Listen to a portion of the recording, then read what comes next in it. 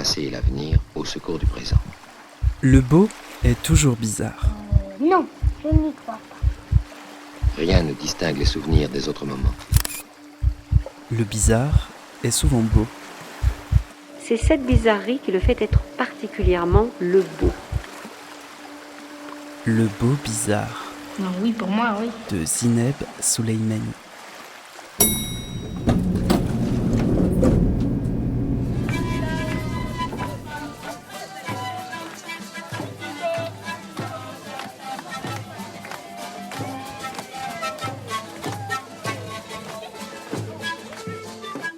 Bonjour à toutes, bonjour à tous. Bienvenue dans cette 6e déjà matinale du festival. Les matinales qui font partie du programme des Cafés des Idées qui a lieu toute la journée ici au Cloître. Mais les matinales ont cette particularité d'être ces conversations privilégiées en tête-à-tête avec les artistes du festival. Mais avec votre présence, parce qu'on y compte bien. Merci d'être là. Pour ce matin, nous avons 4 artistes. Je démarre avec Tiziano Cruz, bonjour.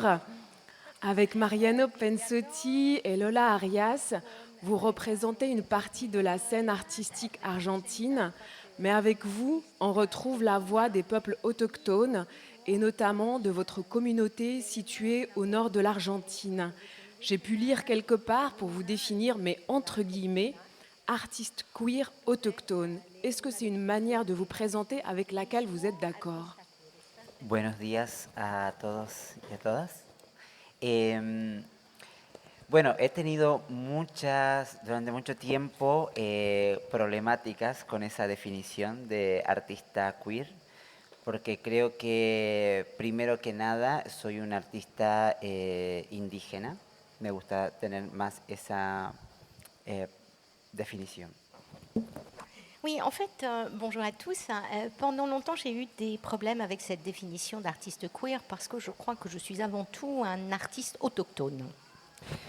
Porque también la sexualidad en la región de la que yo pertenezco, que es el norte de Argentina, que es una de las poblaciones o regiones más pobres de nuestro país, la sexualidad como tal es algo de la cual no se reflexiona, ¿no? Porque tenemos como otras problemáticas, como el ver dónde vamos a dormir durante la noche, qué vamos a comer durante el día.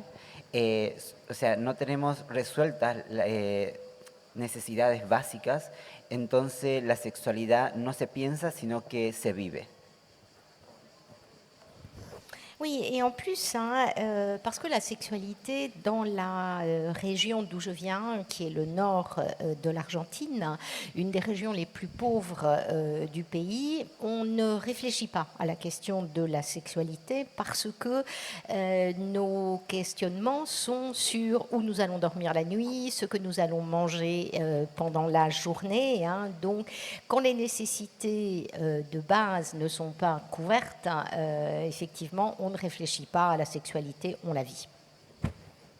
Y lo último, pero ahora, como ya me reconcilié con ese término, pienso que puedo ser catalogado como un artista indígena queer, que me parece muy representativo también de poder hablar sobre las minorías sexuales que existen dentro de las comunidades indígenas en todo el territorio de América Latina.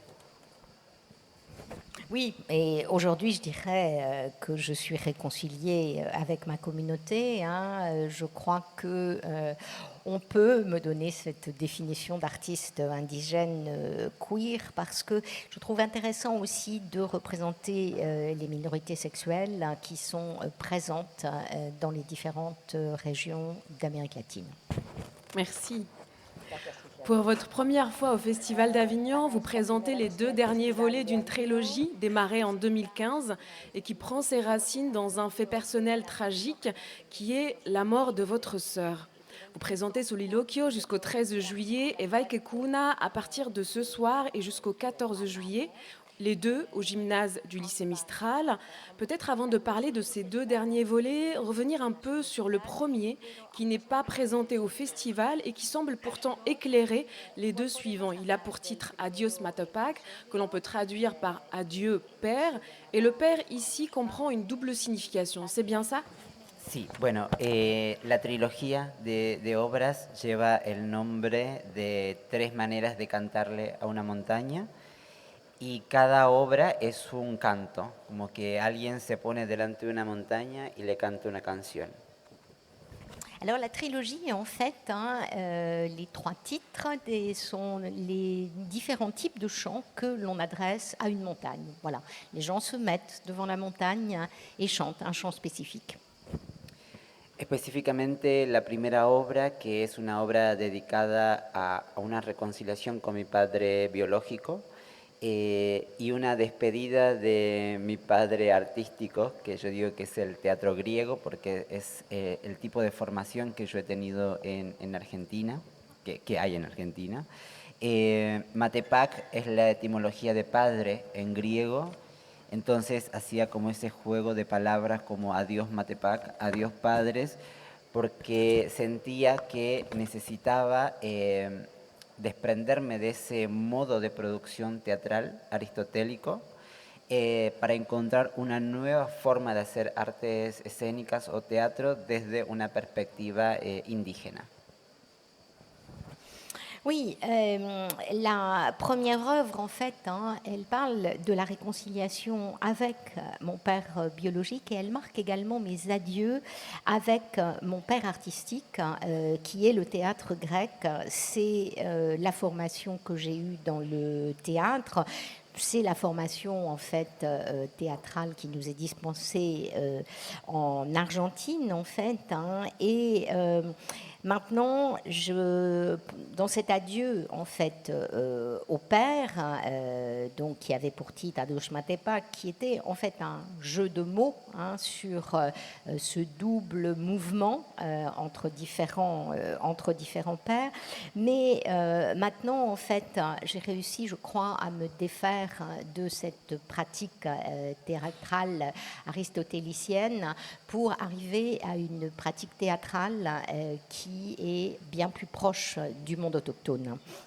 Mais à quel moment vous avez pris conscience justement de la nécessité de déconstruire votre rapport au théâtre grec, votre formation d'origine dont vous nous parliez, et le besoin de s'affranchir du regard européen? Quel a été le déclic? Bueno, ha sido un largo camino, pero el desencadenante de esta problemática ha sido la muerte de mi hermana. Mi hermana muere el 20 de mayo del año 2015 por negligencia médica ahí en mi región. Y es a partir de ahí que yo me hago como esa gran pregunta, ¿no?, de qué lugar ocupa nuestro cuerpo en un país como Argentina, donde hay un deseo de blanquitud, ¿no? Yo digo que hay una imposibilidad del blanqueamiento físico, pero hay un blanqueamiento ideológico. Y en ese blanqueamiento ideológico hay cuerpos que valen más y cuerpos que valen menos, y nuestros cuerpos valen menos y nos dejan morir. Oui, ça a été un long chemin, mais en fait, ce qui va tout déclencher, c'est la mort de ma sœur le 20 mai 2015 en raison d'une négligence médicale. À ce moment-là, je vais me poser la question de quelle place ont nos corps d'autochtones dans un pays comme l'Argentine où bien évidemment le blanchiment des corps n'est pas possible, mais où il y a d'une certaine manière un blanchiment idéologique en fait, et nos corps ne correspondent pas. Donc, quelle place ont-ils? Quelle valeur ont-ils? Et nos corps valent moins que les autres corps. Por ejemplo, cuando inicié este proyecto, me acuerdo que, bueno, yo era muy joven además, y yo quería ser, cuando empiezo a pensar en este proyecto, quería volverme una persona muy conocida, tanto en mi región como a nivel internacional, quería ser famoso, que parece muy banal ese deseo. Y quería porque decía que si mi familia volvía a caer en manos del sistema de salud, esas personas que lo iban a recibir en esos espacios los iban a reconocer, ¿no? Entonces iban a decir, es la madre de Tiziano, es el padre de Tiziano, son los hermanos de Tiziano, no los podemos dejar morir fácilmente, ¿no? Esa era como la idea primaria que tenía. Sin embargo, casi 8 años después de ese primer deseo que tuve, después de 8 años, ahora soy un artista sumamente conocido a nivel internacional. Estoy en este festival tan emblemático para el mundo. Y mi madre murió este año, el 3 de marzo, postrada en una cama, de nuevo en manos del sistema de salud, a la espera de sus medicamentos para el cáncer, ¿no? Entonces, un poco también lo que vengo a hablar es del racismo estructural que existe en mi país, donde no importa lo que uno haga, ¿no? Todo el tiempo hay una sociedad que se ocupa de ponernos en el lugar que a nosotros nos corresponde, que es el lugar del anonimato, y el anonimato asociado literalmente, y acá no hay metáfora, con la muerte. Merci Pascal de nous faire cette médiation linguistique. Alors, oui, hein, quand ce projet débute, je suis très très jeune et ce que je veux alors, c'est devenir très connue, aussi bien dans ma région qu'au niveau international. Je veux être célèbre. Alors c'est un désir un peu banal en fait, hein, mais la racine de ce désir, son fondement, c'est de penser que si je suis connue, personne dans ma famille, mon père, ma mère, mes frères, mes sœurs, s'ils sont de nouveau confrontés au système médical, ils ne seront pas laissés de côté. C'est-à-dire, on les reconnaîtra, on se dira c'est la mère de Tiziano, c'est le père de Tiziano, c'est le frère ou la sœur de Tiziano. Donc, on ne peut pas les laisser mourir. Il faut donc qu'on les soigne bien. Ça, c'était il y a presque 8 ans. Aujourd'hui, je suis connue à l'international. Je suis aujourd'hui au Festival d'Avignon, ce festival emblématique. Mais en même temps, ma mère est décédée le 3 mars de este año 2024. De cette année, hein, prostrée dans son lit, dans l'attente des médicaments qui auraient pu la soigner, qui auraient pu soigner son cancer. Donc je suis ici, je crois, pour dénoncer un racisme structurel qui existe toujours dans notre société, une société qui nous assigne toujours une certaine place, et cette place, c'est celle de l'anonymat, un anonymat qui va, et ça, ce n'est pas une métaphore, jusqu'à la mort. Votre trilogie, justement, bien qu'autobiographique, révèle la volonté d'articuler, comme vous le disiez à l'instant, récit intime et actes politiques. Vous ne cessez de rappeler que le décès de votre sœur est la conséquence donc, de cette discrimination systémique, un système qui maltraite le corps autochtone pour le voir disparaître au profit ou à la faveur du corps blanc hégémonique. Avec cette trilogie, vous posez la question de la place qu'occupe le corps autochtone dans un monde dominé par la pensée coloniale. Et je ne peux pas m'empêcher de poser la question de comment vous soldez l'équation délicate de répondre positivement aux invitations que les scènes des théâtres européens vous formulent, en évitant de tomber dans l'instrumentalisation exotique. Et surtout, comment composer avec le regard d'un public majoritairement blanc? Gracias por la pregunta. Yo creo o tengo mucha esperanza de que está habiendo o va a haber un gran cambio de paradigma, porque pienso que sobre nosotros, las culturas indígenas, siempre se ha hablado, no solamente en el teatro, sino en diferentes lugares y demás. Y siempre nos han dicho cómo sentimos, cuáles son nuestras necesidades, cómo debemos vestirnos, qué es lo que debemos hacer, y así un montón de cosas sobre nosotros, ¿no? Y el teatro no ha escapado a ello, ¿no? Siempre ha habido directores, directoras que se han llevado todo el rédito económico y simbólico hablando sobre nosotros. Y yo creo que el gran cambio de paradigma es que nosotros, artistas indígenas, artistas de la periferia, estemos tanto acá en este Festival de Aviñón, contando nuestra propia historia, girando por todos los festivales del mundo para contar las historias, porque ya no necesitamos que hablen por nosotros. Nosotros, al igual que las personas blancas, también tenemos la capacidad de pensar, de reflexionar, de hacer una crítica social y económica y cultural del territorio en el que vivimos, del mundo en el que vivimos, ¿no? Yo siempre hablo de una perspectiva indígena del concepto de esperanza, ¿no? La esperanza creo que es la única herramienta que nos permite hacerle frente a este sistema capitalista, porque el que espera no consume. Y lo que peor que le podemos hacer a este sistema capitalista es dejar de consumir, ¿no?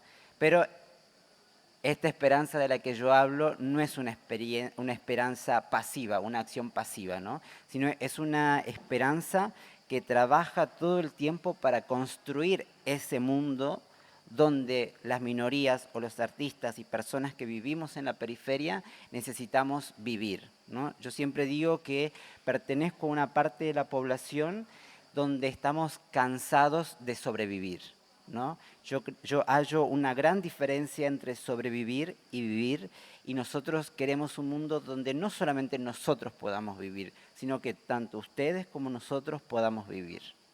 Oui, je crois, en tout cas, j'espère qu'il va y avoir un grand changement de paradigme, parce que de tout temps, on a parlé de nous, les autochtones, on nous a dit ce qu'on devait sentir, ce dont on avait besoin, comment on devait s'habiller, ce qu'on devait faire, et le théâtre n'a pas échappé à ça, évidemment.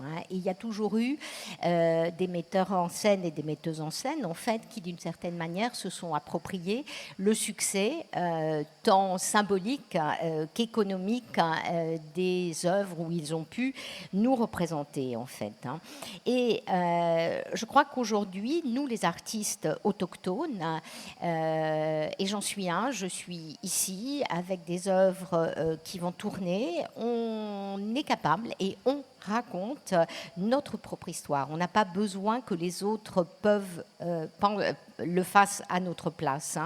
On peut penser, on peut réfléchir socialement, politiquement, culturellement au monde dans lequel on vit. Et je crois que pour moi, il y a un concept essentiel. Et ce concept essentiel, c'est l'espoir, en fait.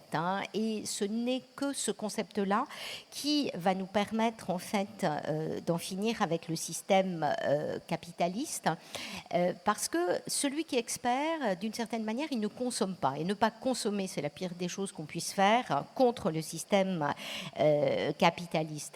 Mais il ne s'agit pas d'un espoir passif, il s'agit d'un espoir tout à fait actif, d'un espoir qu'on met au travail pour que tous les gens qui aujourd'hui se trouvent à la périphérie de nos sociétés puissent vivre. Je fais une grande, et non pas survivre. Et pour moi, il y a une grande différence entre la vie et la survie.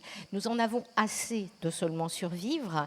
Nous voulons vivre, mais nous ne voulons pas vivre seulement entre nous. Nous voulons vivre, nous voulons avoir le droit de vivre, nous voulons que vous ayez aussi le droit de vivre. Et on veut vivre tous ensemble. Tiziano Cruz, le temps va nous manquer ce matin pour que je puisse vous poser toutes les questions que j'ai préparées, mais merci pour vos réponses. Vous présentez Soliloquio jusqu'au 13 juillet, Vaikekuna du 10 au 14 juillet au gymnase du lycée Mistral. Merci d'avoir été avec nous ce matin.